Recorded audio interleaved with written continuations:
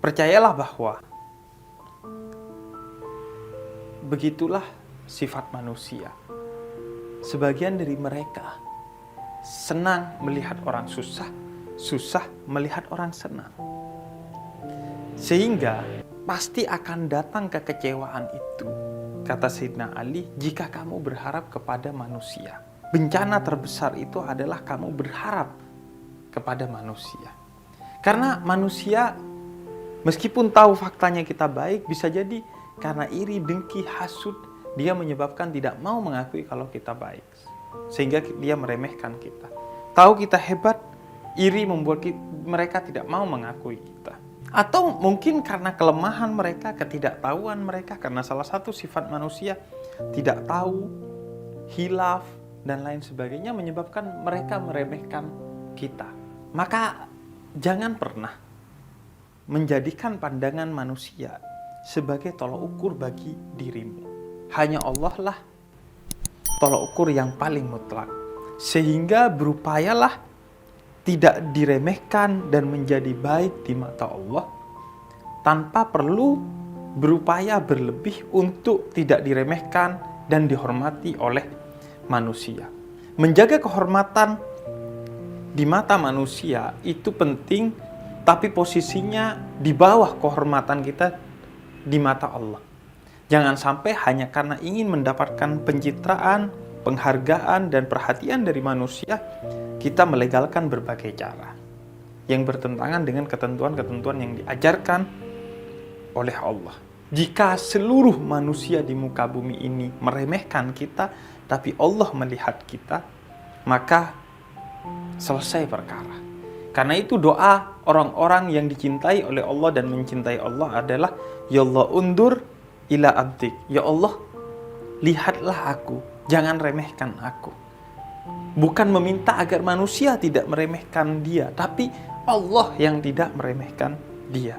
Karena itu jangan pernah merasa rendah diri di mata manusia, tapi merasa rendah dirilah di hadapan Allah. Di hadapan manusia bukan rendah diri, tapi tawaddu, rendah hati. Justru ketika orang meremehkan kita, rendahkan hati kita, sehingga peremehan orang lain kepada kita itu justru menjadi lumbung pahala kita. Sehingga orang lain itu tidak nafsu kembali untuk meremehkan kita, karena kita tidak melawan. Tapi rendah dirilah di mata Allah, karena siapa yang merendahkan dirinya di mata Allah, maka dia akan diangkat derajatnya oleh Allah di mata manusia dan di mata Allah, dan khususnya kelak di akhirat dalam tingkatan yang tidak akan terjangkau oleh manusia-manusia tersebut. Meremehkan adalah tanda dia tak mampu, dan tidak gentar diremehkan adalah tanda seorang yang mampu. Ciri seorang yang kuat dan ikhlas, pujian dan cacian dari orang lain tidak ada bedanya. Dia akan menganggap itu sama. Dan kalau kamu merasa sedih karena diremehkan, bahwa ingatlah Nabi Muhammad pun diremehkan. Abu Sufyan meremehkan Nabi Muhammad, bahwa Nabi Muhammad akan hancur dan lain sebagainya. Tapi ketika Nabi Muhammad tetap sabar dan beliau tetap melakukan berbagai hal di tengah peremehan orang lain itu, saat orang hanya bisanya meremehkan dan diam, kita terus bekerja untuk mengembangkan diri kita, hingga akhirnya Abu Sufyan meminta perlindungan Nabi Muhammad yang diremehkannya ketika Fathum Mekah, pembukaan kota Mekah, dan Nabi Muhammad tidak pernah dendam. Bahkan Abu Sufyan yang mengira Nabi Muhammad akan dendam. Hada yaumul malhama, ini pasti hari balas dendamnya Muhammad Rasulullah. Tapi kata Nabi Muhammad, la hada yaumul marhamah. Tidak, ini adalah hari kasih sayang. Jangan dendam.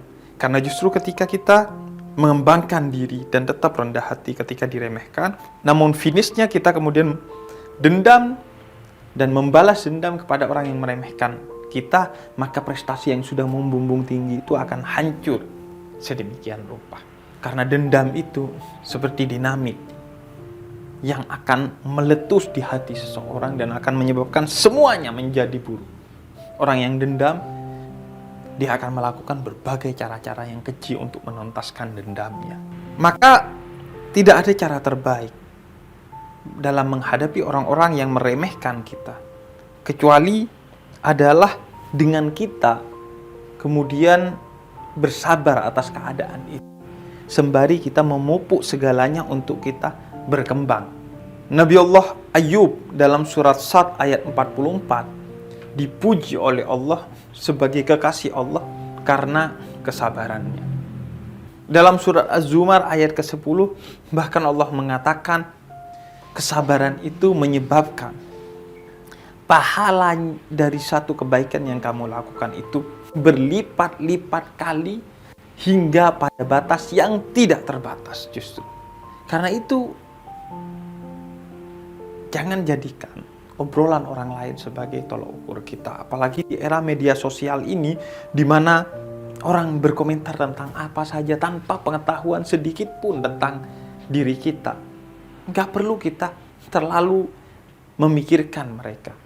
Kata Imam Syafi'i, "Idza nataqas safihu fala tujibhu, fa khairu min ijabatihi sukut." Sebaik-baiknya jawaban bagi orang yang menghina kamu, mencaci kamu, meremehkan kamu, menjatuhkan kamu, memfitnah kamu adalah diam. Sebagaimana Sayyidah Maryam yang dikisahkan dalam suratul Maryam ayat 26 bahwa ketika beliau diremehkan karena mengandung Nabi Isa tanpa ada ayah, kata Allah, diam. Tidak perlu klarifikasi, tidak perlu melakukan berbagai upaya untuk membungkam mereka. Sabar dan tetap fokus kepada visi kita. Karena itu, memiliki visi, memiliki karya, memiliki kerja adalah upaya untuk kita tidak mendengarkan orang-orang yang meremehkan kita, agar kita fokus kepada apa yang menjadi visi, kerja, dan menjadi tujuan kita. Orang akan mulai menoleh kepada orang-orang yang meremehkannya dan menanggapinya ketika dia tidak fokus kepada apa yang menjadi visi dan kerjanya, apa yang menjadi karya dia. Kamu diremehkan tidak akan membuat kamu jatuh, tapi ketika kamu buruk di mata Allah, maka itu adalah bencana yang terbesar. Jangan mengejar kemuliaan di mata manusia dengan menggadaikan kemuliaan di mata Allah. Tugasmu adalah baik di mata Allah, bukan baik di mata manusia.